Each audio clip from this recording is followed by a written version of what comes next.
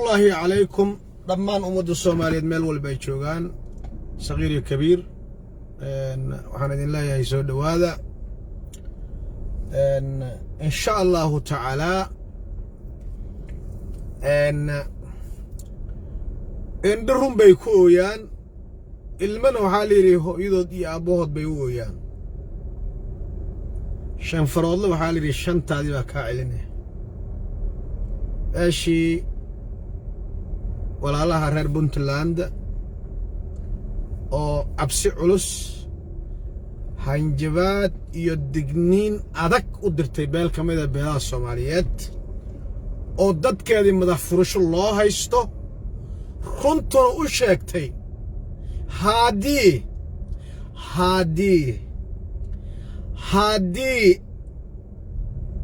قرافير أي سو قارتو dadka madax furashada magafiyaasha gaalkacyo ay u haystaan ee maamulka Puntland inay ka dhaxli doonaan awaaqib xumo wax lala yaabana ay umadu tusi doonaan ay beeshan ku hanjibtay faahfaahin dheeraad baan idinkaga hayaa argagax iyo waxay bilaabeen maxkamad baan keenaynaa waa soo deynaynaa وسانا يرينا ومرسينينا إمادة كالية فيرسدة عدالة بانك حوب كمينا لوير بانك أمانينا عيب بان أسطرينا إنا لله وإنا إليه راجعون مهمة وحيتها هاي إلا كالات كاضو والا كالات كاضي كنتن شيغينا قرمت قرم بانا هاي دادك لا إسكالا يو وآن لغا صد بهالي وحي نقدين لوم أويانك وحي نقدين waxay noqdeen reer koonfur galbeed hatta wallahi oo billahi tallahi beelaha jireer weyne xalay professor dalha uu hadlay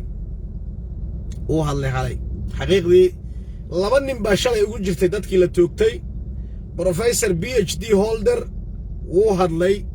wuuna ka dhiitiyay wuxuuna sheegay in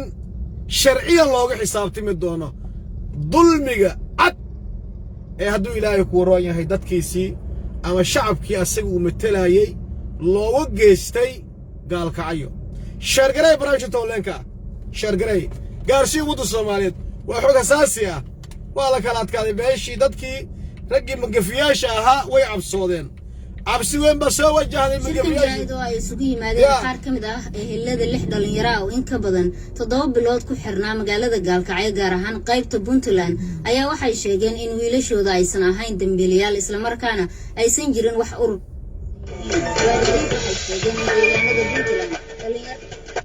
السلام عليكم مامو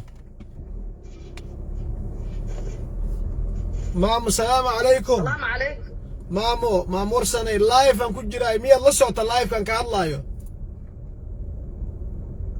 أديران فيري أضو كهاللايو نمانكي للايو كذان لكلاي نمانكي بان كهاللايو هاك وكل إلا اللايو الربيبة دادكو دي مانتي تشرق قبتين كانت ديتيين وهدو إلهي كوروني هاي حدين لدلو أما لتابتو إن لبادن إنو مقفياش أو نين كان سنيرا اللي يرادو iyo ninka kale saldhig joogo taliye hebel muumin in la yiraahdo labadaas nin ba hor dadka haysto ayaga ku ganacsado lacag bayna ku qaataan dadka qaar hata shalay la toogtay lacag baa lagu qaatay waana la dilay ma garat horta waa ku salaamaya Ismaaciilow alxamdulillaah rabbil caalamiin horta waxa ah adduunkan qofkii jooga wax badan buu arkaya may fahanti si wanaagsan ninkii hanti uu salahayn iyo hanuusan lahayn ku socdaana dhibkeeda ay leedahay si fiican 18 nin baa la dilay afar baa digil iyo miriflaaya ka hadlaysaa shanta Umar Maxamuud iyo labada Mareexaan iyo ninka leelkase iyo labada jareerta kuwa kale ma ka hadashay maxay sameeyeen maxaa lagu dilay ma wax cad baa lagu dilay mise waxaan cadayn baa lagu dilay afkooda wixii ay ka qirteen waxaan miyaa lagu dilay maamo haye waxaan ayaga qirnin baa lagu dilay for example tusaalan ku siinaya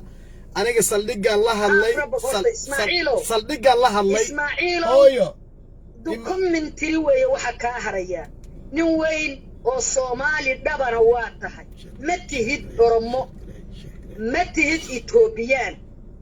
متهد كيان صومالي باتا دم كم مكتربانا كاهرية واحد كتشتانا وميديا رجي أي لايه وعاد أوجيد قدوميه قبل كسيدات قف وإسكو مالين دلين وماشي أي كود دلين هي ماشي أي كوكر حيال لكيه هذا واحد لويدتها مامو ماشي وحربا هلا هم بربا إلى الإسلام إمغل هوي وهويله ودارون له مامو هذا كان قيب سنو هذا كان قيب سنو هرت وحاتري رك عمر محمود باكوجراتري وحاتري رك مريحان باكوجراتري وحاتري رك للكسا جرا أيا كوجراباتري انت صد دم بماموي وحبا كما جيران كولايهاي maxaa yeelay ragga liiskoodi haddan ku soo diraya magacyadooda adiga akhriiso qabiiladooda fiiri waxa igu soo diraysa kuwan hooyada iyo abooda qaan saddexan hooyada iyo abooda qaan baa ku jireen haba igu soo diraysa ma ku jiraan hada ragga hadda sheegayso kuma jiraan maamo anaa ku dhahay taas waana huba wallahi billahi subhanallah maamo waa ku soo diraya maamo hadda maamo haye maamo warsanay haye waaye habariyar haye waa maasantay haye ha hooy afkaaga ka dhow maamul goboleed maama hatta hadday shabaab yihiin hal su'aal sharciyana hal su'aal oo sharciyan baan ku weydiinaya maamo hal su'aal sharciyan baan aan ku weydiiyo niman dagaalamay xabad riday horor bay ahaayeen hooyo horor bay ahaayeen ma dagaalamaynin maamo fiiri ma ahan nimankan ma dagaalamaynin waa la soo ragga buntland ay ku laayeen 300 buntland kaliya ma aha buntland iyo galmudug 300 maamo gurmud qaran baa maamo warsan ay gurmud qaran baa tahay horta aatifadiisan ku qaadina isdaji markuu ugu horeyso su'aalan ku weydiinaya Puntland dawlad maqal Puntland ma dawlad ba sug hooyo Puntland ma dawlad ba mas maamul goboleed waay waa dawlad madax banaan weey هاي مركز بس مامو مركان جدك قادي هدي نيرفاق مركي دغان بان كوغو سو نقونaa insha Allah warsan aad u careysanta hay iska raali ahaato waxay leedahay Puntland waa dawlad yani muxuu ahaa ma ahane waa maamul goboleed waay maamadan waxay tiri rag oo qaraabadeedii ah oo ani aan aqaano ayaa la laayay bay tiri maamu waxba kama jiraan arrintaas ayada ah raggaas hadduu ilaahay ku roon yahay waa la sii daayey marka hore maxkamaddu waa la keenay dadkan looma ooyaankaa lagu bedelay ma garat Puntlandna in qof ay xukuntay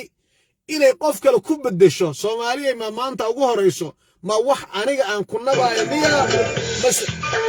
السلام عليكم أنكاري كوكو داده إلهي كوكو مرهده انت أصم الموت من كريادين هايي حالده وحساسي شيخ قاسم وحس سعود وادو جيدة واي تلافون كيجي أدو سوي ويدي مالمهن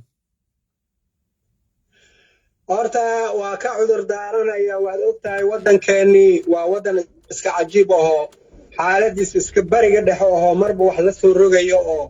koofigan iyo adduunyadan iyo shaqooyinkii iyo gurajooggii iyo marba meel la isku dirayo horta taas baan u udur daaranaya maanta alxamdulillah waa farxay markaa ay soo wacday maxaa yeelay wa fawqa kulli dii cilmin caliimin baa la yidhi ilaahay qof buu ka cilmi badisiiyey علمي با إلهي سبحانه وتعالى ما أنت نينك كليو يجي علمي بدن التحليل السياسة وأنا آمين سنة وهدو إلهي كوروني هاي باتهاي أن وقتي الشرعي كان اللي جوغا ما أنت ومالين تادي وايا شلي وحي دعي يعني شاكوغو مباهنت هدي أن تسالي الأنكاسيو طبعا يسديت روح oo u badan reer koonfur galbeed ayaa magaalada gaalkacyo ayagoon indhahoodii la xirin qoryihii ayagoo arkayo ayagoo nabiga calayhi salaatu wasalaam idaa qataltumuuhum fa axsinul qatla uu yidhi ayaa maalin cad horay soomaaliya uguma dhicin 18 qof maamul goboleed dilay maamul goboleed waaye dawlad ma ahan oo ku dhiiriday maalin cad haddana inuu soo duubo ummaddiina tusiyo caalamkii ka argagaxo wax horey loo arkay maaha sheekh qaasimow intaas markaan meesha ugu baxo sheekh qaasimow koonfur galbeed dadka ka soo jeedo waa la bartilmaameedsadaa gabar guri ka shaqaynaysa lama daayo markabahoodii baa lagu cayaayo oo waxaa la leeyahay madaxweynihii jubbaland oo hore puntland hore wuxuu yidhi nin xudur iyo diinsoor iyo buurka yimid dacas wato dalkayagii iguma talinayo waad xasuusataa meel suuji la yidhaahdo dhallinyaro yar yar intii la geeyey carro lagu daadiyey haraad lagu dilay sawir laga soo qaaday funaanado suuq intii laga soo iibiyey oo xoogsata ah xamaalata ah ayaa 2016 intii laga soo aruuriyey ee meesha gaalkacyo iyo garowe iyo qardhi iyo boosaaso duur la geeyey ayaa waxaa la yidhi shabaab baan soo qabanay suujiyan ka soo qabanay buuraleydii halkaasaan dagaal kula galnay baa la yidhi beri dhawood xabsi ku yaallo gaalkacyo ayay xabadintay kor ugu fureen dadkii qaar oo ilaahay junuud rabbaani u soo diray oo ayagoon shabaab ahayn koonfur galbeed dadkeedii waxay noqdeen dad salaadoodii loo ugaarsado kow salaad maxaad u tukataa baa loo dilaa waxaa loo dilaa maxaa gar u reebatay maxaad u tasbiixsataa maxaa habasewdu u cabtaa maxaa surwaalkaa u gaabsatay maxaad u qurux badan tahay maxaad u shaqaysanaysaa baa loo laayaa wax u hadla ma lahan 6 nin oo murusado u dhalatay baa xabsiga kula jirtay raggan waa laga cabsiday waa lagu dhici waayey dhowr qof kale oo Soomaali weyn ah oo dir leh oo sheeqan leh xabsiga ku jireen waa lagu dhici waayey laway inta kiinugul gollanka yaa raxweena soo qabo ku bedel qarraf arrintan maanta ummadda Soomaaliyeed shalay 18 qof ayaa lagu dilay gaalkacyo waxa lagu dilay qardho meesha yiraahdo qardho nin baa lagu dilay 2 nin garow waa lagu dilay dhammaantoodii waa reer koonfur galbeed waa digil mirifle waa la xasuuqay arrintan marka maanta waxaan ka rabaa sheekh qaasimow soo dhawow barnaamijka noo taxliili arrintan ayada ah waxyaabaha laga dhaxli doono wixii nala gudboon maxaan samaynaa xildhibaan ma lihin oo hadduu ilaahay ku ray wasiir ma lihin oday dhaqameed ma lihin wax u hadla ma lahan dadkii way dhammaadeen wax nool ma lahan ma garad soo dhawow horta ismaaciilo waa ku salaamayaa gurmadkaagii intuu gaarsiisan yahay waa la socdaa ummad badan Soomaaliyeed in gurmadka kugu raacsiina waa la socdaa maadaama gabadhii gurmad qaran bani aadamku waxaa la yidhaahdaa 2 jeer buu qiiroodaa qiirada waxa la yidhaahdaa ama kacdoonka 2 kacdoon baa ku jirta oo dhiiggiisa ku dhaqaaqa oo quraanka cadeynaya oo mid ay tahay qabiilka iyo mid diineed labadan buu dhiiggiisa ku dhaqaaqaa tii qabiilka nabi Muuse lagu canaantay oo فوكزه موسى فقضى عليه نبي موسى صار نبي غير قبيل باقشي ومركي اللي يري هذا من شيعته وهذا من عدوه نبي موسى ضدك سلا دون صنع مركو أركي قبيل باقاضي ننكي فيربو كدله فوكزه هذا من عمل الشيطان بالي كعدون كاس قبيل كالغو مصدر موسى دين بعد وضع مركا تن قبيلكو ننك مسلم كورتين وصن سامين waana ogala digay sida gabadhii naga horeysay oo maanta maamulkeedii qalad markuu garay ayadoo gurmad qarana inay tiraado Jubbaland Puntland waa dawlad madax banaan hadda waa qiiradii nabi Muuse gashay laga canaantay weeye waxna kama jiraan oo saxna ma aha qiirada diinta waa la ogol yahay laakiin qiira qabiil ilaahay waa tuu leeyahay fi حمية الجاهلية الأولى وحايدين سوق شيء غيرذي وجاهل لماذا هيد قبيل كاي تا الدين تا نقربت وحان أن أشيغ يدك قرمة غران شيكتي حتى مالنتي دادك أغدب جيستان حدادا عليك أشيغ كرين إلا النبي وحو يري خذ أنصر أخاك ظالما أو مظلوم وقالك أصود الظلمين أي أصود الظلمين أي أقرقار قالوا يا رسول الله هدو أسيق دادك الظلمين أيو haddii asaga la dulminayo waa u gargaarayna seefaf baan qaadanayna hadduu asaga dadka dulminayna ma seefafka inaan qaadana haddana garab ku siirayna dulmigiisa qaala la saas ma awir khud biyadi qabo hada nasru marka haddaadan intaa samayn karin waa inaa iska aamusta laakiin haddaad garab ku siisid dulmiga hadda khilaafun aan diin bay noqonaysaa diinka waa khilaaftay nin dulmi sameeyey walaalkaaga hadduu yahay nasriga aad u samayn karta diinta kuu banaysay khud biyadii waad celinaysaa waar hoy ka joog intaa weeye diinta islaamka marka runtii waxa ka dhacay shalay maamulka Puntland waa xusuuq wadareed weeyaan oo dad la xasuuqay weeye waayo dad loo diiday maxkamad dad loo diiday waalidkooda waxaa la rabaa waalidka in laga qayb geliyo qarashka dawladda ay ku shaqaysaa ka mid ah diyaarad la soo saaro la yiraahdo yaa xiga aabbaha aabay kaalay hooyada aabay kaalay oo ay dhageystaan wiilkooda dembigu galay waxaa laga yaabaa lacalla waa yarda inay raali ka noqdaan beri ka noqdaan intaan hadduu geystay caddaan leelay beriyaan kana diyaaradooda lagu celiyo ilan dawladdu qarashka loo miisaaniyadda loo ansixiyo horta macnaheeda maxay tahay hadda shalay meedaraad qoorqoor miisaaniyad xaddhaaf buu ansixiyaa la yidhi macnaheeda maxay tahay haddii waalidkaas maxkamadda imaan karin diyaarad loo diro tikid keliyaaba loo goyn karaa wuu imaan karaa meel walba ha jiro laakiin in la yidhaahdo 1500 kilomitir aan u jirnaa dadkan buuraleeyaan degannahay weerarkooda lama soo gaaro gurmadkooda dhexdaan ku qaban karna aan dildilno hadda taas ma shaqaynayso ilaahay subxaanahu wa tacaala asoo dhulka kala fogeeyey haddana waa isku soo dhoweeyey oo wax walba lagu adeegsan karaa oo ilaahay wuxuu leeyahay ilaahay ciidamadiisa laa yaclamu illa allah haddaad istiray 1500 aad u jirtaa kuma soo gaarayaan gacantooda waa hadalkooda hilib arigaaga iska jaqanaysid wallahi way ku soo gaaraysaa oo ma min yadin illa yadullahi fawqaha wa ma min zalimin illa sayubullahu bimudlimin buu shaacirki war gacan ma jirto saraysa illa tii ilaah baa ka saraysa nin dad dulminayo ma jiro illa nin asiga ka dulmi badan baa lagu soo dirayaa baa leeyahay marka Puntland awaalmarinta ilaahay ama Soomaalidu mar waxay tiraahdaa abaalguud iyo awaalmarin weeye abaalguud iyo abaalmarin abaalguud wixii wanaagsan weeyaan oo good job ableera Englishka ka timid awaalmarintu maxay tahay marka lagu magacaabi karo nin wanaagsan waa la awaalmarinaya maya ninka la dilayaa la leeyahay eedaysanow waa lagu ogyahay waa lagu awaalmarin waa lagu awaalgudi lama dhigi karo because kelimada awaalmarintu marka reer Puntland maxay noqon doontaa aljazaa'u jinsul amal ma dadkooda inay dadka ku diraan oo reer Puntland la ugaarsaday keeni doontaa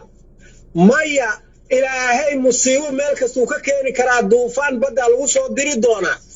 maya ayaga hadda hal shay ka badbaadeen ciidamada Afrikaanka in la geeyo maamulkooda ma ciidan Afrikaan lagu soo salidi doonaa ilaa ilaahay subxaanahu wa ta'ala abaalmarintiisi dhan kastay ka imaan kartaa oo ayaga haday u arkeen reer koonfur galbeed way idinka fog yihiin waa inay xamar soo gudbaan maamulka maxay ahaydaan Hirshabeelle soo gudbaan kadib gaalkaayo maamulka soo gudbaan kadib bay dadkeena wax yeeli karaan hadaa istiraadid ilaahay subxaanahu wa ta'ala awaalmarintiisi waqti walbay dhici kartaa runtii federaal ahaan anigu waxaan xasuusanahay nin anigaba garanaayo oo Maxamed la yiraahdo wuu reerka ugaar Saleymaanka ka dhashay aniga bistoolad madax iiga qabtay oo arintiisana ahayd koonfur aan kuugu soo tagnay ma halkaan aan ugu xukumaysaa aniga meel yar baan xukumayay oo reer Puntland Abdullahi Yusuf waqtigiisa lay dhiibay maamulkaas uu igu qabsaday odayaalana iga qabteen ninkii oo gaalkacyo u soo guuray dukaan meesha ku furtay shabakada argagixisada waa reer Kismaayood sideedaba dadka qasaayo Puntland waa dadka Kismaayo ka qaxay aniga dadku waa soo kala bartay Mooryaan kasta idib wada kasta nin bari ka dhashay maaha reer barigu waa dahab anaa hadda ku sheega waa dad saafi ah waa nimanka kaliya aayad quraan aniga u sheeg ku dhaqmay way jaamac ala jaamac iyo ninka la yiraahdo Abdullahi Yusuf anaa kala qabtay ni aaminaysa wayna qaateen way ku dhaqmeen xadiidku wuxuu ahaa إذا التقى البايعان فقدموا بايع الأول جامع على جامع وهبينك قبصدي مقالة عبد الله يوسف حر وحكومة قلاع قورتدا قلاع برلمانك وقدر أن هل سنة مجري ويري جامع على جامع ويربو كسو قبصدي مقالة كدبنا أنا آيات داس مركان شيء مسجد إبراهيم خليل ويقا قاتين هرتوا اللي يري hotel urusa lagu yeeray natusi baa la yiri xadiiska baawul xukuma soo bixiya baawul xukmiya la soo bixiyay xaakimka idaa iltaqal baayacaani faqadimu baayac al-awwal madaxweyne hadii suuxdii dhaarisaan midna galabti soo sharaxo is aad dhaarisaan kan suuxdii adkeeyo yiri nabiga kan galabti iska tuura qasbu wada jaamac ala jaamac saasa magaalada looga bixiyay anigana way soo abaalguud bay isiyeen oo aad u weyn aan sheegi karin laakiin hase yeeshee yaa qasaya boosaaso waa niman kismaayo ka cararay tuuga ah oo majeertaanka horay u dhashay oo ma aragtay nimanka reer kismaayoodka horay xoog ugu haystay meesha dilka loo geeyay inay wax dilaan marka musiibo ku soo dhax noqotay noqdeen waa musiibo horay u abuureen ayagu hadda ay ku soo dhax noqotay waxa qasaayo Puntland waa dadka kismaayo ka soo baraka hadaba ku sheegaya nin reer bari dhalad ah wax xoolo dad ma rabo waa xalaal miirato ana hadda ku sheegaya Abdullahi Yusuf wixii ka horay meesha dadku waa lagu soo dhaweyn jiray dadku laguma dandareysanaynin bal iska dhaafa aniga in maqlaysid bishii 3 milyan ba ku shaqeynay oo shilin Soomaaliya oo lacag 1 milyan dadku ugu shaqeeyaan lacag fiican bay ahayd waa gartay ku soo lacag Soomaalida 1 milyan iyo bar buu dollar ko dhanba $100 lacag fiican way waa $200 ama $300 lacag oo madaxda qaadatay alaayati xaal marka waxa meesha ka dhacay oo xusuuqa ah oo maxkamadda federaalka ninkii Sheekh Cali Dheere oo ahaa ninkii haystay aqoonta la dilay askariga dilay oo argagixisada u dhaqmay maxkamadda federaalka looga yeeray waa la soo baaray waa la soo ogaaday kadibna xukunkiisa la yiri Puntland iyo Jubaland soo qabta hadii kale waa la xukminaya xukunkaas macnaheedu waxa way federaalka lagu wareejiyay taa macnaheedu waxa way xukunka bar haduu argagixiso yahay waa xukun federaal waligooday u yeeri jireen oo hataa ninkan ku sheegay hadda sheekada aan ka keenay Maxamed Reer oo Cali Saleymaan ku dhashay waa la sii daayay inta Liiban Aliyarow loo yeeray la yiri ninkan waxa la yiri hala galay barbeeshin nin loo jeedo hubaysan shabaka isku xiray gaalkacyo dukaan ku furtay ayaga dadkooda barbeeshin hala galay la yiri waa la daba soconaya haduu ku noqdo dambigii waa la soo qabanaya haduu ku noqon waayane waa la soo waa la daynaya barbeeshin ka ta sharciga Soomaaliya ma qaadan karta maya barbeeshin ku in ninka luqtu wax looga xiraa loola socdaa meeshu jaaniyo jiifanaay tagay la ogaada barbeeshin ku jira leer sharciga qoray barbeeshin hala galiyo barbeeshin maxaa lagu gelinaya macnaheedu waa majeertaan lama dili karo way waa harti lama dili karo Liiban Aliyarow baa loo yeeray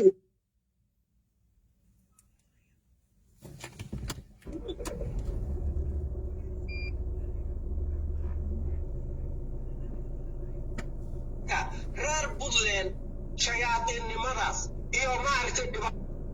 oo ilaa Kismaayo ay hadda ku wadaan oo dawladda oo hadda Soomaaliya ay hortaagan yihiin oo Soomaaliya nin ayaga ka dhashay Daarood Ismaaciil ah la yaqaan oo waliba wadankan nimanka u soo halgamay ah oo Maryaxaan ah oo waliba haduusan Maryaxaan ahaan lahayn aysan imaan lahayn koonfurta nin Daarood ah dhaqdhaqaaq uusan ku sameyn lahayn ninkaba oo koonfurta u qabtay oo walaalnimo loo ugu soo dhaweeyay Maryaxaan ahaa Kismaayo ku soo dhaweeyay maanta Kismaayo ku dildilayaan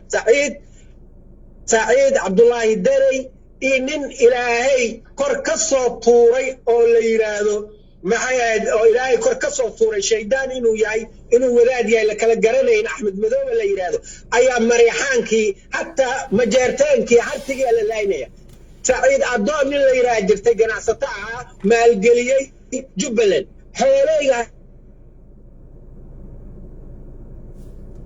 warninka xooleyga iga sii markaas ninka iga qabo ma dishid buu yiri hadda waan dilaya markaan ka duulo dil buu yiri mar ala markuu garoonka diyaaradda Saciid Darey ka tagay habeenimadiina Saciid Adoon waa la dilay maxaa loo dilay lacagtiisa dartiisa waa niman isku waafaqay in dadka la laayo wala Daarood wala Hawiye wala Raxweyn inaan loo naxariisanin ay isku waafaqeen marka qabashadooda horta madaxweyneena khayr Allah siiyo Nabi Muhammad hadalkiisu raacay Nabi Muhammad markuu asxaabta u diray Masar uu la dardaarmo wuxuu yiri Masar qabashadeedii iyo qabashada oo Iiraan u qabtay isku mid ha ka dhigina waay fiikum sahru wal wuxuu yiri laba shay ay ku sugnaaday soddonnimo iyo maaragtay dimaashinimo soddonnimo waxaan ka wadaa wiilkiisi Ibraahim saariyo waxaa dhashay Maariya al-Qibtiya dhashay oo loo keenay loo hadiyay meesha wuxuu yiri soddonima idinkaga jirto isla aabiin Ismaaciil nabi Ibraahim haajir waxaa laga siiyay Masar baa laga siiyay boqorkii Masar xukumayay ayaa nabi Ibraahim siiyay kadib Ismaaciil saasuu ku dhashay maadaama aabiin Ismaaciil la meesha iska soo jeedo wiilkayga Ibraahim meesha ka soo jeedo biliis wuxuu yiri u dhimriya qabashada u dhimriya marka qabanaysaan dagaal xun ku qaadina asigoo nabiga macna xasuusinayo Maxamed Cabdullaahi Farmaajo wixii waa samays diinta islaamku waa ku dhaqantay daarood ahaan waaba ku sheegay Axmed Madoobe iyo Dare waa u naxariisatay intii loogu talagalay laakiin wixii hadda ka dambeeyo inaad dishid xalaal bay ku tahay xukunkaaday ku hoos jiraan xukunkiisa way ka hoos baxeen kaligooday kale taliyaal bay noqdeen Maxamed Cabdullaahi Farmaajo iska lahaa maanta ninka lagu dilay gaalkacyo xukunkiisa fuliyo waa xukun federaal ma aaminsana gaalkacyo ninka lagu dilay Kismaayo Maxamed Cabdullaahi Farmaajo iska leh ilaahayna kala xisaabtamaya marka nimankan oo qaado dariiqa noqday oo u bixiyay ninka oo maxay ahaydeen ninka la yiraahdo muxuu ahaa ninka la yiraahdo ninka wasiirka warfaafinta uu yiri jihadiid iyo maxay ahayd jihadiid iyo jiddiid loo bixiyo sax weey ayaga iyo shabaabku isku mabda shabaabna dad ma raaco Puntland iyo Jubbaland dad ma raacan isla maanta ay soo taageen from now today hadda kula hadlay sida Soomaaliya loo kala jari lahaa loo leey lahaa loo kala furfuri lahaa darayna warkiis waa cad yahay adeerles luftiles haysamay waa la kala tagaya shirki wuxuu ku yiri nimankii ay qabanayeen heerser oo lagu qabanayay garow oo la yiri maxaa idin qorshaysan adeer dad baa soo dirsaduu yiri dad baa soo dirsaday luftiles haysamay waa la kala tagaya gabadhii haddana daliil bay ku tahay walaashaada waxay tiri waa dawlad madax banaan Puntland marka arrimahaas oo dhan la isku soo duubay ila adeerow xukunkii shalay dhacay waa xukunkii Puntland lagu halaagi lahaa waa xukunkii Puntland lagu qabsan lahaa waa xukunkii Maxamed Cabdullaahi Farmaajo ugu gargaari lahaa wey ilaa ninku hadduu sabro إنما يتوفى الصابرون أجورهم بغير حساب إنما يوفى الصابرون أجرهم بغير حساب absolutely ها مركا من كان محمد عبد الله فرماجو صبر بدنانتي سواحان كبغيا بولان iyo Jubbaland ilaahay inuu soo duleeyo sabarkiisa ku filan waayo xukunkaas iska leeman ilaahay siiyay fiirayiga way diideen inay ku qorsheeyeen inay ku hoobtaan maxay ahayd soo qabtaan 19 hebel iyo 10 in lagu qashqashaado waqtiga lagu dhameeyo sida oo Dare ay ku tashteen iyo ninka la yiraahdo Axmed Madoobe waqtiga aan ka dhameeyno waqtigii way ka dhameeyeen maxay ka faa'iideen hadduu si ilaahay fiir wama tashaa'una illa an yasha Allah ay waxay qorsheeyeen inay waqtiga ka dhameeyaan hawiye ku kiciyaan dawladdaas burburto madaxtinimada loo soo raro garoowe saasa lagu xisaabtamay Sheekh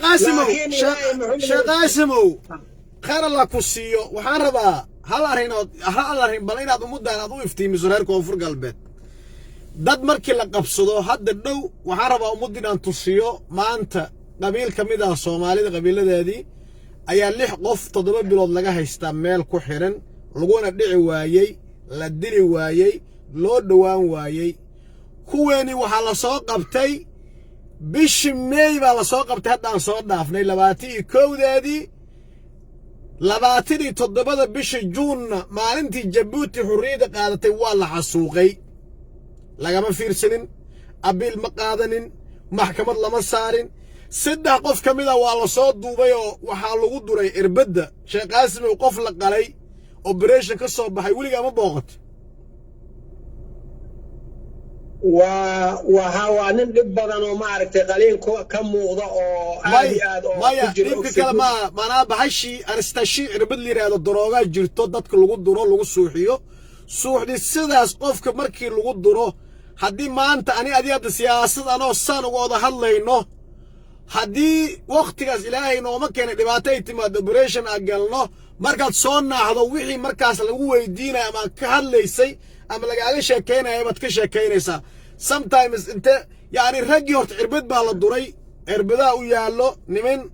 oo dadka suuxiyo ayaa u jooga Puntland dadku Soomaaliya hadaysan ogeyn maanta ha ogaato shabaabka qofka markii laga wareysto waraysiga ugu horey ma soo sii daayaan meel bay dhigaan isla markii qofkii xabsiga dhexdiisiiba cirbid loogu duri sariir baa la seexin markii sariirtaas la seexiyo oo qofkii soo miirsado wuxuu leeyahay shabaab baan ahay haddaasaan ka ahay saasaan ahay hadduu qofku wax kale iska daa hooyaday baan guursan baa laga keeni ma garat waan u jeedaa in adeerow cilmigaas inay ku hormareen waxaan ka quursaday oo cilmigaas aad ugu dadaaleen maanta cilmigu wax isdabamarinta hataa maanta ayagaa ugu horeeyo cilmiga la yidhaha DNA hadda dowladda federaalka ma haysato waxaa lagu dhisay goobta lagu baaro DNA-ga waxaa lagu dhisay maxay ahayd garowgaa lagu dhisay fiiri waa soomaali oo dhan yaa soomaali oo dhan DNA-ga meesha lagu baari lahaa hibil dembiyu galay ma gelin garowgaa lagu dhisay macnaheedu maxay tahay garow hadday ku yidhaahdaan maanta reer garow hadday ku yidhaahdaan gabarta adaa kubsatay waa in lagu dilaa fiir meeshay dadka kaga hormareen tuuganimada munaafiqnimada meeshii lagaga hormarin lahaa dhan way samaysteen sidii hadda dad waxaad waxay markay haystaan aaladaas horta raggu dadku waa dad horumar gaaray waaye waxayna horumar ku gaareen waad aragtay gabadhii la kufsaday oo hadduu ilaahay ku rooyay ninkii la kulmay ama korkeeda taabtay gabadhii yaraada Caaisha yar la dhihi jiray daacad bay u baareen waxay soo saareen qofkii kufsaday saacadii la kufsaday iyo indhihiisii wax walba way la imaadeen DNA testigii bay ku sameeyeen marka way ka sii fududahay irbad anastaashiil yiraahdo irbad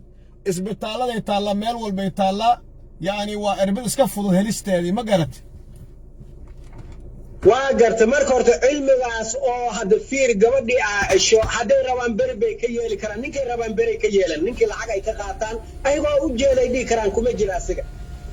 marka maxkamadda kuma jiro waa niman la aaminay I want to go to the Sundfalnavet. Let me check it. Bus station. Sundsvall bus station. Yeah, Yeah, the okay. bus station. Yeah, okay. So, welcome. Why don't you take that taxi? Take that one. Why? Because he's the thirsty one. We have a regular. That one. There's no driver. Okay. Jacket, he's sleeping inside. He's sleeping inside. He's sleeping. Well, if you will not sleep, then... Yeah, look him. nimankan reer Puntland dawlad khiyaanadeedii kursigan si loo heli lahaa khiyaanadiisii meel kastay u mareen dawlad kastay cilmigeeda ka soo qaateen sidee baa kursi dad kugula haysta la iskaga reebi karaa ma sunbaa la siiyaa ma la duraa magaxumo ma loo samayn karaa argagixisadii hadda ayaga sameeyey oo galgala lagu aruursan yahay koodii fiir waxay u direen waxay dheen isdhiib ayaga fiiriyaa aniga isku soo keen dhiib ma dhihin dawladda federaalka u tag isku dhiib ayaga ku badbaadinaya waa ina qarda ma la yiraahdaa ina ninkii buuraleyda oo aasay shabaabka waxaa la dhihi jiray hebel tarsan miya macnaa wuxuu ahaa atam waa magaca hataa magaca electriya wey nimankaan hataa Puntland la isku keenkeenay inay yihiin magaca atam waa electrian name waa maca Somali name hebel gardam atam baa la yiraahdaa atam kale waxaa la baxaa Turkiya waxaa la baxaa Tigreega magacaas waxaa la baxaa electrianka marka atamkaas intuu ka yimid naftiisa marka asalkoodaba dad oo dagaal ka soo daalay iyo dad tuuga ah isku yimid waay inta koor baa la saaciday marka maanta waxay aad ugu dabaaldegayaan oo aad ugu faraxsan yihiin dadkii la laayay shacabkoodii oo intoodii badan ayaga hadda reer Puntlandaha intoodii qalbiga ka jirin waxay ku faraxsan yihiin dadkii shalay la xasuuqay waxaa intaas noogu sii daran xildhibaanadii koonfur galbeed ka soo jeeday oo koonfur galbeed hadduu ilaahay ku roon yahay ka soo jeeday oo la yaqiinay maantayto hataa tacsiib beejidkood waa soo dhigi waayeen halay Professor Dalxa waxa waaye si aan caadi ah laba nin oo jareela ku jirtay labadii nin si hagar la'aan buu ugu hadlay awaaqib xumada la kulmi doonaana wuu u sheegay reer koonfur galbeed nimanka dawladdu ku matalo maxaa dhihi lahayd maanta Sheekh Qaasimow aniga xildhibaanadayda horta waa aqaan aniga inta ka hor nin xildhibaan baa kala kulmay Boosaaso naftirkeeda hotel la yiraahdo hotel Karaama waa aqaanaa macna ibad baa la yiraahdaa masjid Abi Hurayra imaamka ahaa nin leysaan buu ahaa waa salaamay macallow ka waran aan halkaan joogaan baa iriya Sacuudigan ka imad buu yiri lugii waa laga soo toosiyay yiri kaba loo soo galiyay qalqalooci waa laga soo bixi markaas afkiga kala hadlayo ninka marka macallin aarij ma taqaana macallinkaygu ahaa anigana bisinka macallin awaj iyo wixii aarij iyo waj la dhaw marka Cabdiraxmaan aarij marka salaanay salaantii kala dhamaysanay aniga xoogaar meeshii wax baan ka ahaayo gadoomiye wax baan ahaa nin la weyneeyo xoogaar amara laga qaatan ahaa oo ninka Cala Saleymaan Allah qeer siiyay xaaskiisana la dhaho waxa la yiraahdaa xaaskan waxa la yiraahdaa Canab Carees marka garab bay ugu siiyeen meesha ninkii waxaan ahay ugu horeeyay raadiyo Boosaaso aadaanka ugu horeeyay laga duuban ahaa maadaama meesha ay soo degeen aadaanka duhur iyo asar iyo maghrib la gelinayo codkaygu buu ahaa si kastaba ha noqotee macallinkii wuxuu igu yiri geegi marida ana dadku aan dhaladay dhul baanti hay marka ula jeedadayda maxay xildhibaano dhul baantanimo laga dhaadhiciyay iyo majeerteenati laga dhaadhiciyay inay ka hadlaan hasuuqan ha sugin kulligood majeerteenatihiin ayeeyadaada majeerteen bay ahayd hooyadaada dhul baxantay ahayd aabbaha geegi marida laga dhaadhiciyay waa dad waxaad waa dad noocaas marka waa ka muuqataa hadday dhiig ku jiri lahaa ama maskaxda brush wash lagu samaynin ila nin raxweena laga dhigi dhul baxanta tahay waxaas waa jiraan ogow aniga nin saaxiib ahayn iskuulka isla dhamaysanay ilaa dugsi dhexe kadib asiga boolisnimo qortay midna boolis buu qortay midna military aniga waa ka daayaraa midka militariga markuu soo laabanay mareexaanimo noogu soo laabtay aniga mareexaan baa ahayo laba xindiga la soo siiyay brush wash lagu sameeyay waxa leeyahay reerkaas u dhala marka xildhibaan oo la yiri asalkaaga dhul bahanta ahayd ama jeerteen ahayd la yiri oo aaminsan oo insaas darajada lagu sii aaminsan dadkiisa inay soo doorteen aaminsaneen oo aaminsan ma jeerteen aboodisad ku joogta iyo hawiye runtii inaan sheegno way raaxweyn uma hadlayo wuxuu asaaba masaakiintu u maleeya ma aragtay adiga aadan madooba daraad oo kursiga soo dhawaada wuxuu bakool mayka jirtay xasuub dhimasho bacana ka jirtay afar sano bakool waa dhimanaysa shaadan madoobe had inuu fiirado bakool madawiinaga mayka codsadaan حسين محمود كي أورر دين صور دبرها هاي حسين محمود شيخ حسين وحسين ماي طبعا يا شن كيش أو وحوق هذا سكر يا بر يا بريس وهذا دوجي مدير لهم بلاد كهر ما قرد كوسع إنا لله وإنا إلى المدير الروي هندية وعكدا عيو بارلمان كمركي تجد عد كراعين وعلى صوت قراعي إن مركي على صوت قراعي شهادة مذوبة أو قدومي بارلمان صومري 4 years أو ولي عوار بعدي عوارتي أقر مواي خديجة ديرية أقر متي جيسي انتظر ماشي أسيق جين لها ما أنت إنه يراد حصوب بعضهم بايك جرت الميلا رايو شاك هذا maxay meesha asiga degana ma dhacay inuu ragaaway dadka degan may bua naar ku dishay naar kugu dhimatay naar kugu makaasa leeyahay marka dad lagu xasuuqay Jubbaland oo hadlaya iyo Puntland oo hadlaya in adeero waa inay runta isku sheegnaa reer koonfur galbeed runtu waa inay isku sheegaan asiga ma gaal muu sheegta aadan madoobaha aad naftarkiis masajjaalo waa liigu yiri inna lillahi wa inna ilayhi raaji'un aadan madoobaha marba meelu sheegta marba gabadhii caawa asiga gabdho yar yar aad u guursadaa leeyri caawa gabar jajaal hadii loo keeno jajaali caalamo jiida gaaljeela ka dhaladay uu leey marba gabadhii caawa loo guuriyo sheegta saas baa lagu yiraahdo marka asay jirtaa gadoomi baarlamaan buu soo maray digli mirflu metelayay maanta reerkii asaga ka dhashay ma dhaaytii morgaabay 4 sano shabaab inay haystaan daraad baa waxaa tagay madaxweynaha koonfur galbeed Cabdicasiis Maxamed Laftagareen oo guddi qaran u soo sameeyay maxay ahayd golo guurt markaas asaga intuu soo fadhiistay oo Shariifka yiraahdaa hadal koor Shariifka yir ma hadli kartid daraada shariifku wuxuu yiri aniga inaan tartamaan waa cabdi casiisow siyaasiyiinta ku soo fasaxay aniga inay fasax markaas shariifka la fasaxay ayay la fasaxay markaas yiri ma dhaaytay ama orgaaday walaaga ka dhiyoy adduunka ma ka dhiin hatta ma dhaaytay warniyow saas ma waa in ilaahay laga baqa runta la sheega nimankan metela baarlamaanka Soomaaliya waa dad la dhalan rogay waa dad daarood laga dhigtay ahayn hawiye laga dhigtay ahayn bani aadankana mar hadduu ku arko dhaadhaan baa la yidhaha dhaadhaarnimadaada hadduu arko wuu kugu tumanaya wuu kugu dhaansanaya dhaandhaan baa la yidhi nin lagu dhaansadaad noqonaysaa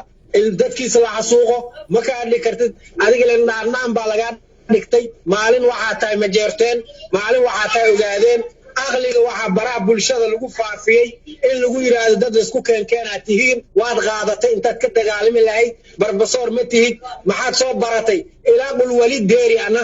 maxaa aadan madow adiga jaamacadda ka soo baxday dugso quraan lay walka dhigi jiri shariif xasan oo adiga maxaa taqaanaa qul wali birabbinaas horta dad noocaas in meesha la geeysta ma ahayn mar horeba qaladka anaga iska lahayn qaladka digili mirfle meeshuu ka yimid digili mirfle asigana meeshaan dad aqoonyahan wuu geyn lahaa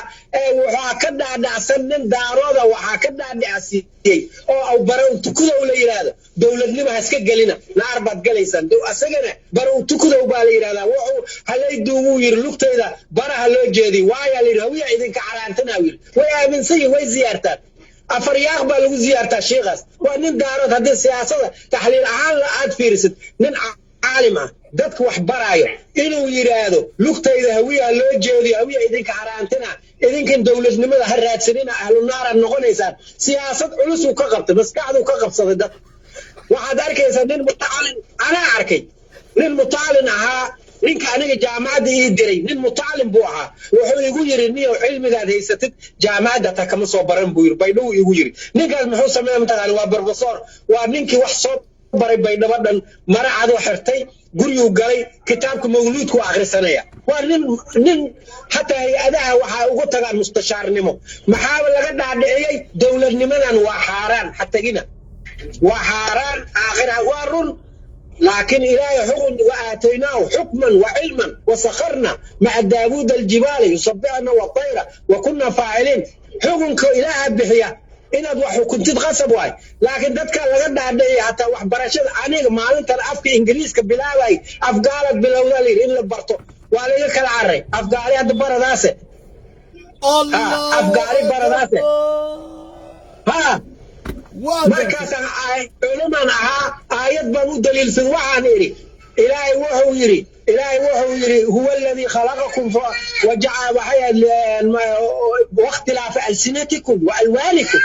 لغدا إله أمورت أسابويا لغدان إله سميستمان قال ملع وكذا دعواي وشيخي كتاب كنين أخري أي أفغالي بردويا دن إلى السكول دايو وحال فري مونلايت برافت إيش أكتر هذا الغفري نكي بلابانها أفغالي بردويا لي يا شيخ أفغالي فرق دادك نوعاسا أو دب لو دقي oo culimo loo diray aw qontan barkad leeyo culimo oo waqooyi ka yimid leeyo war iska ilaaliya xukunka ayagana wiilkooda waxa la soo qabsada ciidan soo dajiya baydhawada waan qabanay dadkii waa ku hagaajinay aayada quraan baan u sheegnay xukun ma rabaan soo gala markaas waxa arkaysa baydhabo dhan hal qof ma jeertan ka talinay asiga la daba orda xukunka sheekh muxuu leeyahay wala hadlina hada ahlu naar way shukada beenti suway وكذاب والشباب كانوا دبن بيعين كل جودي بالضون بيعين ولما ما يسنعين إلا إن الملك هذا هو حكمنا أيوه أصلا نفتي سنة وكاد عدين أيوه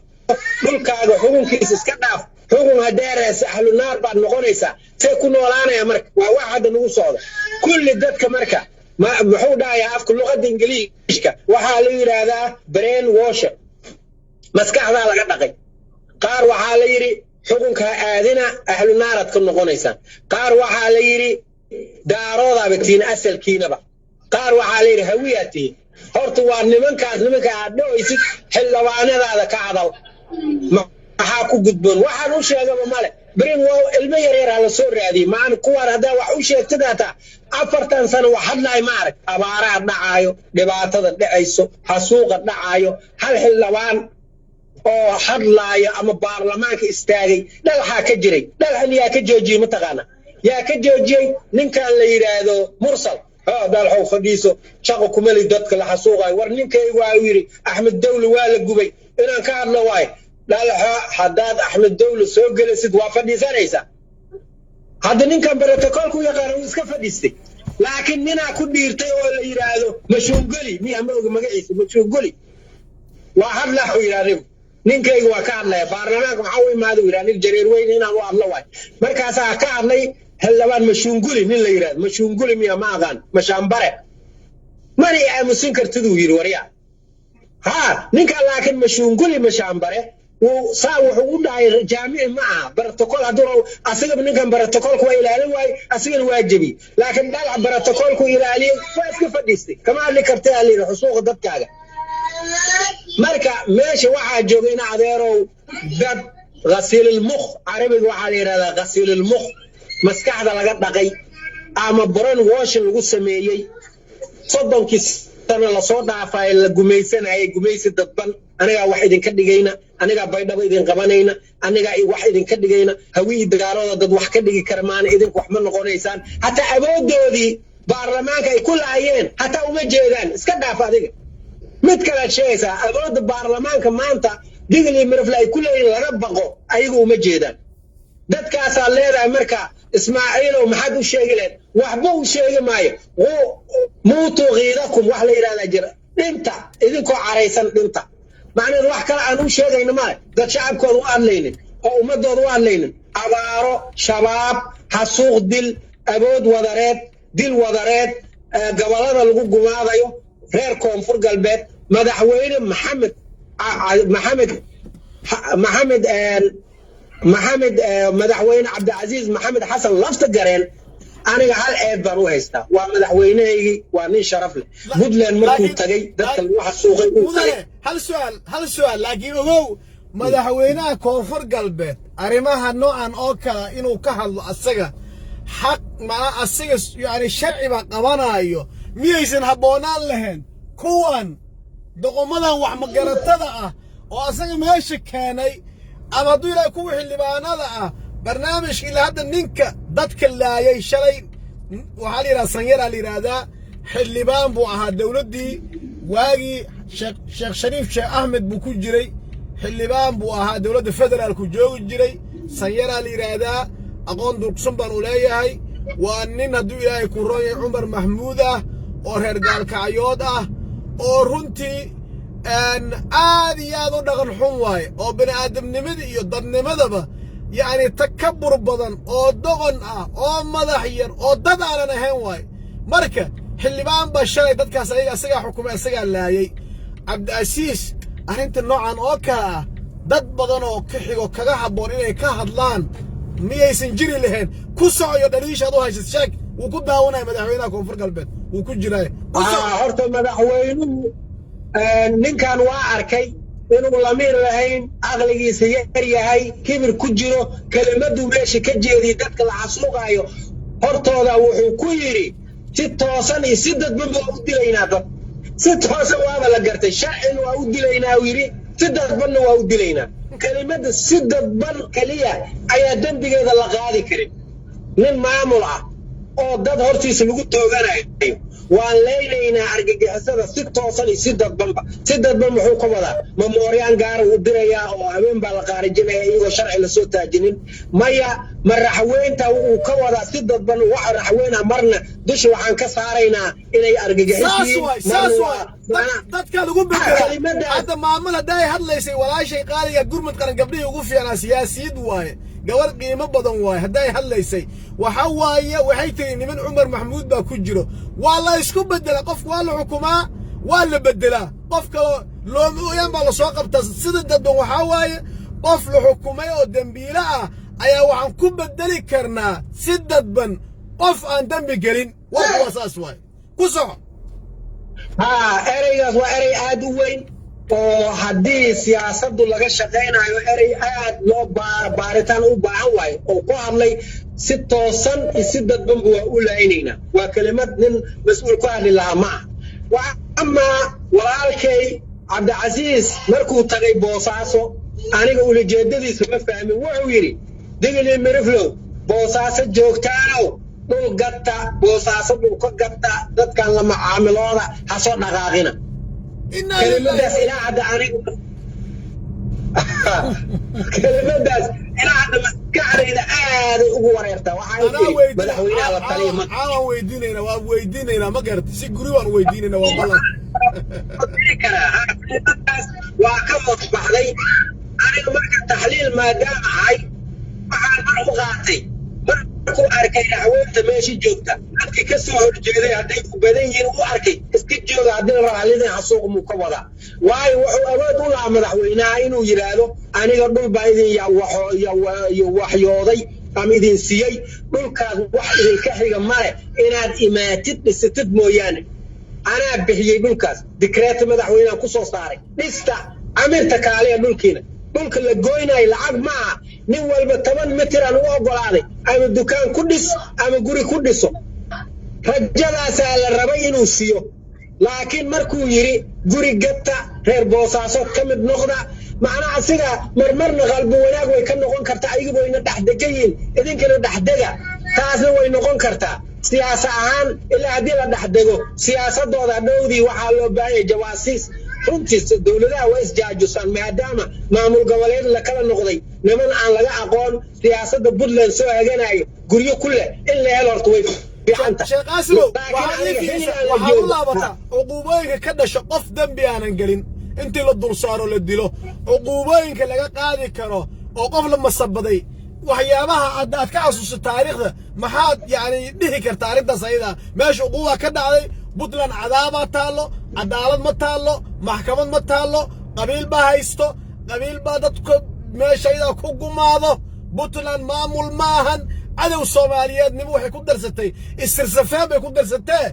arrinta cuquubooyinka ka dhalan karo maxaa ka mid ah baydhowd waxaan maqlay wiil reer koonfur galbeedaa la nabay oo layidhi naag aan kufsanin baa layidhi waa kufsatay wiilkii waa la daldalay baa layidhi dhowr sano ka hor bay ahayd duufaan baa dhacday waa la halaagsamay ilaa iyo xaafuun ilaa iyo bandarbaylo waa la halaagsamay baa layidhi oo dhulkiiba biyo yani sidii nabiyullaahi muxuu ahaa nuux markii layidhi yaa وقيل يا أرض ابضي ماءك معناه وقال اركبوا فيها بسم الله مجرها ومرساها إن ربي لغفور وهي تجري به في موج كالجبال بس وفارت تنور كي بيها كسبها وكلا نغطي وحبان لقرية وحما قرينا عقوبينك أي فلن كران مركي قف بريئة oo dambi aanan gelin kor laga saaro la qirsiyo koronto lagu gubo maxaa ka imaan kara maxaa dhici karo horta runtii niyow anigu wixii marqaati ka ahay aan joogay boostaaso gudaheed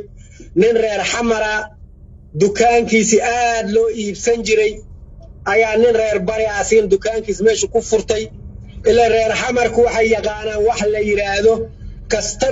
customer service oo waxaa ka mid ah sokor baad ka gadanaysaa wuxuu ku leeyahay buskudkan hor u qaado waxaad ka gadanaysaa wuxuu ku leeyahay yaanyadan ku darso basashaanaad ka gadanaysaa mid ku darso wuxuu ku leeyahay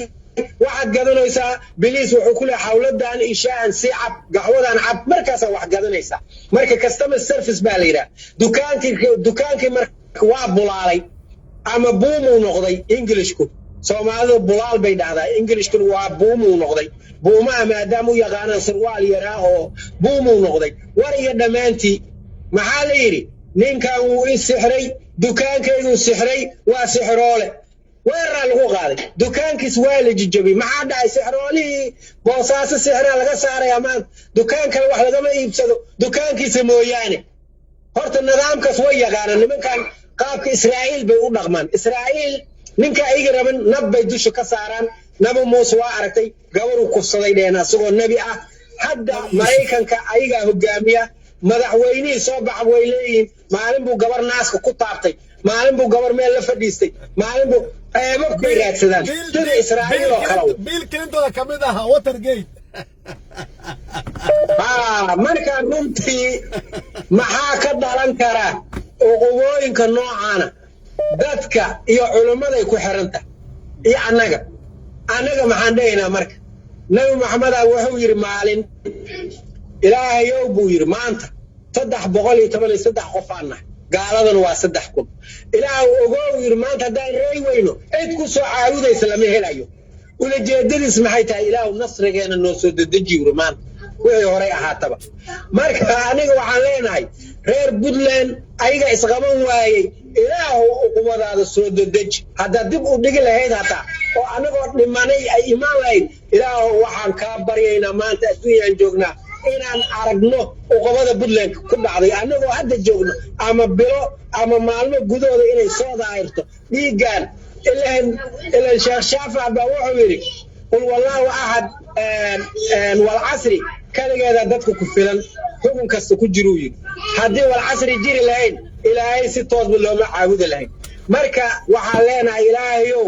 si cadaaladaadii loo ogaado xaqaagi loo ogaado ilaahayow Puntlandne uqubada ku soo dedeji Jubbalandne uquba ku soo dedeji dhiimayne qabo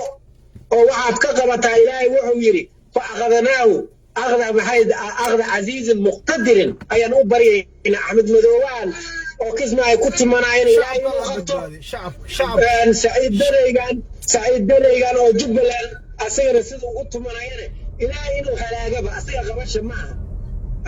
إلهي إنو خلاقة أو قوانا كسو بعض